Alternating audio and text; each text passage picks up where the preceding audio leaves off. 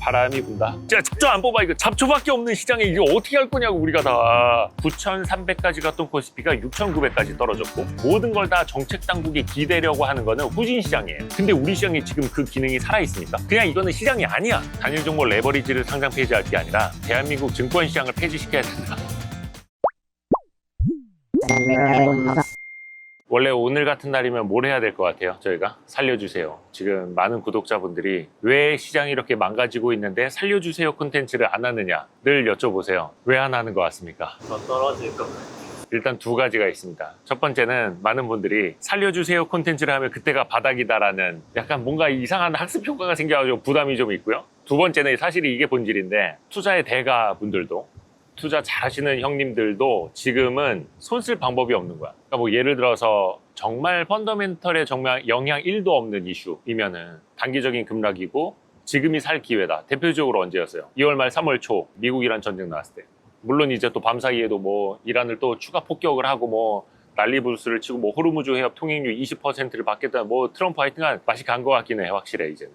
그때 제가 이란 전쟁 이후에도 지금이 아니면, 그러니까 전쟁이 아니면 삼성전자를 언제 또 17만 원에 살 수 있겠느냐라는 이야기 했잖아요. 그거는 트럼프의 의지의 문제라고 봤기 때문인 거예요. 종전. 근데 이제는 트럼프의 의지가 문제가 아니라 이제는 능력의 문제여서 난이도가 더 높아지는 것 같고, 오늘 코스피가 뭐 한 1. 몇 % 오르잖아요 현재. 앞으로 또 어떻게 될지는 모르겠지만 바람이 왜 이러냐. 오늘 시장이야 이거?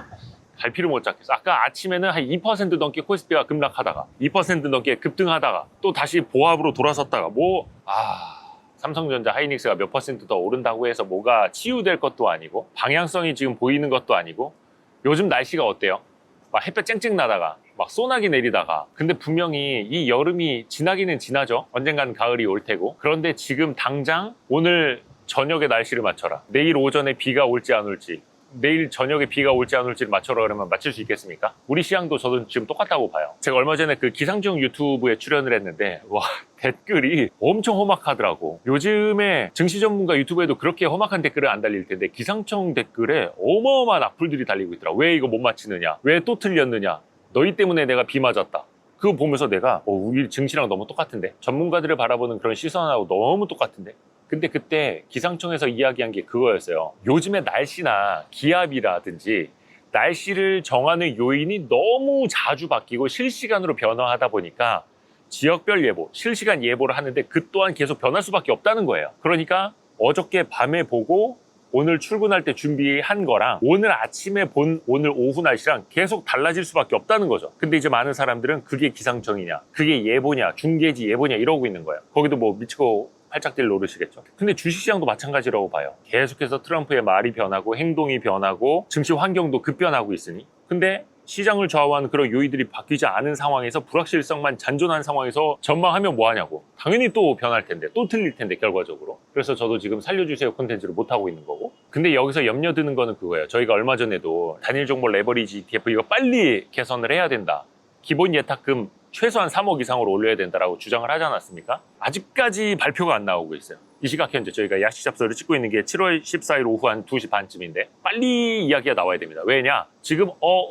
하고 있는 동안에 무슨 일이 생기고 있는지 여러분이 다 목도하고 있잖아요. 9,300까지 갔던 코스피가 6,900까지 떨어졌고, 아니 얼마까지 더 떨어야지 뭔가 시장 보완 조치를 할 거냐. 물론 제가 누누이 말씀을 드립니다만 모든 걸 다 정책 당국이 기대려고 하는 거는 후진 시장이에요. 시장 자체적으로 정화를 해내야 돼. 근데 우리 시장에 지금 그 기능이 살아있습니까? 가장 문제가 그거라는 거예요. 지금 이놈의 시장은 자체 정화 기능을 그냥 잃어버렸어. 심지어 시가총액이 2,000조 넘던 그 종목들도 하루에 뭐 10% 이상 막 휘둘려 가고 있고, 사이드카 서킷 브레이커 몇 번 나왔는지 이제 외울 수도 없는 상황. 이게 정상적인 시장이냐고요? 아니라고요. 이거는 그냥 시장으로서의 기능을 상실한 거예요. 그냥 이거는 시장이 아니야. 어디 돗대기 시장도 오일장도 이거보다는 규칙적이겠다, 이거보다는 안정적이겠다. 그래서 제가 드리는 말씀은 요거는 그냥 단일 종목 레버리지를 상장 폐지할 게 아니라 대한민국 증권 시장을 폐지시켜야 된다. 문을 닫아야 된다.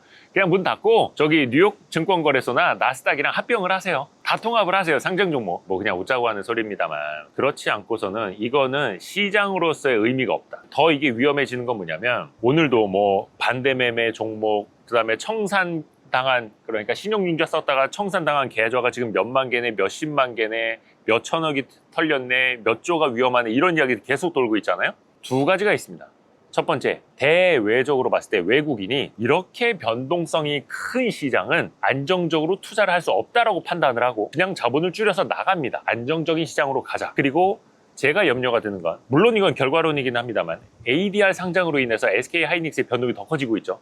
특히 국내에서만 단일 종목 레버리지 ETF, 국내에서만이 아니라 해외에서 지금 막 그거를 추종하는 단일 종목 레버리지 엄청나게 내놓는다고 하죠. 우와, 기회는 찬스다. 대한민국 투기꾼들 이렇게 많이 열려있네. 우와, 우리가 대한민국 투기꾼들 상대로 돈 벌어야지 라고 해서 막 만들어 제끼고 있잖아. 그럼 거기에 돈이 들어올수록 어때요? 본주도 웩더덕 현상, 꼬리가 몸통을 흔드는 현상이 더 심해지겠죠. 그러면 제가 이제 감히 생각을 하건데, 기존에는 PER, PBR도 그렇고 하이닉스가 삼성전자보다 조금 더 높은 평가를 받았어요. 더 회사가 뭐 빠르게 잘 움직이잖아. 노조 이슈도 별로 없었고. 그런데 이제는 과연 그 프리미엄을 앞으로도 정당화할 수 있을까? 왜?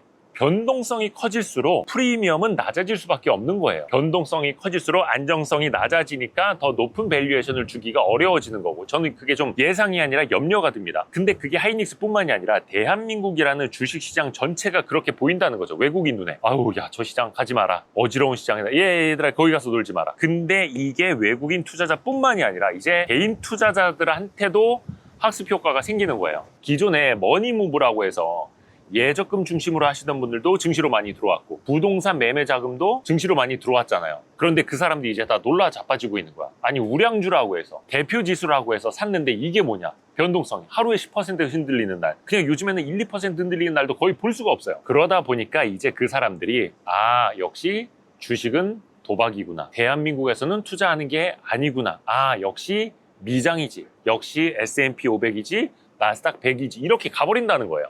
그럼 대한민국 시장 이제 뭐가 남느냐고. 아이씨, 바람 진짜. 이렇다고 시장이, 우리 시장이.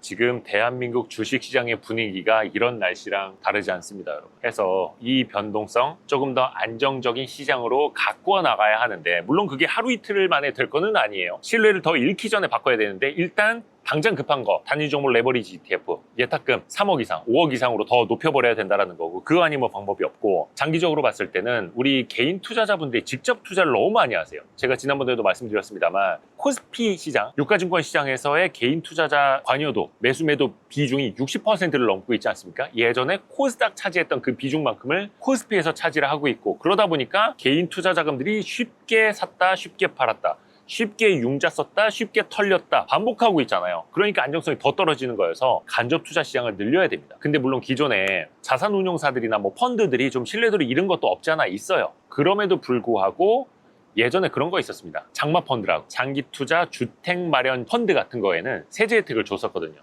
그런 거 다시 마련을 해서 장기 투자하시는 분들한테, 특히 간접 투자하시는 분들한테 베네핏을 드리고, 저희가 항상 말씀드리는 게 그거잖아요. 너무 직접 투자만 하지 마시라. 저희가 노다지 아이얼로트나 와이즈 클럽 같은 걸 해서 전문 투자자들이나 개인 투자자들한테 많은 호응을 얻고 있지만, 저희가 너무 그것만 하지는 마시라고 말씀드리고 있죠. 투자 잘하는 펀드, 자산운용사나 투자자문사에 좀 맡기시라고. 그렇게 해서 간접 투자 시장도 커지고 중장기 투자하는 기관 자금들도 많이 들어와 있어야 시장도 좀 안정적으로 흘러가거든요. 개인 투자자분들도 내가 어떤 펀드 매니저나 아니면 대표 지수보다 더 높은 투자 수익률을 꾸준히 이룬다.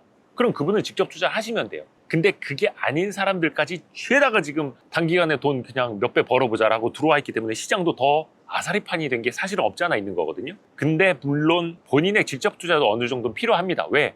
내가 성장을 해야지.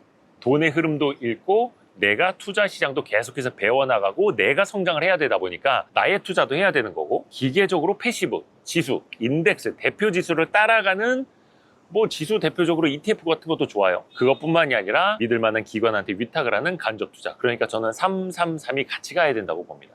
그렇게 해야 그래도 증시에 좀 안정성 바탕으로 좀 갈 수 있는데, 그럴 수 있는 시장은 자정작용을 통해서는 더 이상은 안 될 것 같고, 이거는 세제라든지 뭐 7월 말에 또 뭐 세제 개편안 내놓을 거 아니에요. 근데 요즘에 화두가 다 뭐 부동산 보유세니 뭐니 거기에만 맞춰져 있는데, 그게 아니라 증권 시장을 어떻게 안정적으로 갖고 갈 것인가, 좀 세제로서도 좀 뒷받침을 해줘야 된다, 그런 좀 생각을 말씀을 드립니다.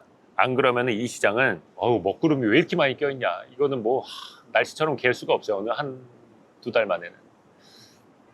그렇습니다. 그래서 좀 넋두리를 펼쳐봤고요. 언제쯤 오를지가 가장 궁금하지 않겠습니까? 아, 언제쯤 오를지? 네, 그걸 어떻게 알아요? 올 하반기를 보고 있던데. 아니 근데 그거는 그냥 전문가들도 기계적으로 지금 많이 빠졌으니까 반대매매 청산 결제 뭐 이뤄지고 나면은 한 달 후에는 좀 진정될 수 있다 이렇게 볼 수는 있겠지만, 예를 들어서 종전 MOU 맺어놓고 미국이랑 이란이 또 폭격하고 있어. 그럼 유가 안 오르겠냐고, 물가 안 오르겠냐고, 금리 인상 우리 안 올라가겠냐고. 그거는 어떻게 예측이 안 되잖아요. 근데 우리 하반기에는 괜찮을 겁니다. 연말에는 괜찮을 거 어떻게 보냐고. 근데 확실한 거 한 가지는 있습니다. 다시 폭격이 이루어져서 종전 MOU가 휴지 조각이 되면 주식은 싸지겠죠. 근데 그 사이에서 변하지 말아야 될 건 뭐예요? 펀더멘탈, 반도체를 비롯해서 기업들이 실적을 어마무시하게 앞으로도 벌어제낄 거라는 그 펀더멘털에는 이상이 없어야 돼요. 근데 지난 3월과 달리 많이 흔들리는 건, 저조차도 자신감이 떨어지는 건, 그때는 반도체를 비롯해서 기업들의 그 이익 전망치가 계속 가파르게 이렇게 올라오고 있었고, 근데 지금은 뭐 빅테크들을 비롯해서 전방 산업에서 노이즈가 끼기 시작을 했잖아요. 그러다 보니까 대외 변수에다가 외국인의 매도세에다가 단위종을 레버리지 ETF로 인한 변동성에다가 반도체 노이즈에다 같이 흔들려 버리는 거예요. 그러니까 그때 주가가 싸졌던 요인이랑 지금은 또 다르고, 그러니까 그때보다 주가가 훨씬 더 싸질 수가 있는 거고, 밸류에이션 기준으로. 그러니까 더 어려운 거죠. 그래서 뭐 일단은 많은 전문가들도 이야기를 하듯이, 뭐 이거는 제 전망은 아니고 7월 말에 빅테크들이 이제 2분기 실적 발표를 하면서 컨퍼런스 콜을 통해서 앞으로 캐펙스 투자를 얼마나 지속할 것인가, 과거보다 얼마나 더 늘릴 것인가, 앞으로 얼마나 더 유지 혹은 더 많이 할 수밖에 없다라는 논리를 또 한 번 펼쳐줘야 단기적으로라도 반도체는 좀 안심을 할 수가 있겠죠. 근데 지금 반도체뿐만이 아니라 거의 뭐 5년치 일감 받아놓은 전력기기라든지 이런 것도 주가가 지금 고점 대비 뭐 반토막 난 게 많아요. 야, 이게 맞나? 그런 생각하는 거야, 나 같아도.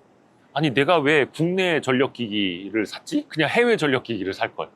에이씨, 그냥 양도세율 조금 내고 해외 전력기기, 거기는 막 지금 신고가 가는 것들도 많고 조정받고도 요만큼만 받고 다시 올라가거든요. 근데 우리는 그냥 이렇게 돼버리는 거야. 아니, 무슨 뭐 AI가 끝났어? 수주가 다 취소되고 있어?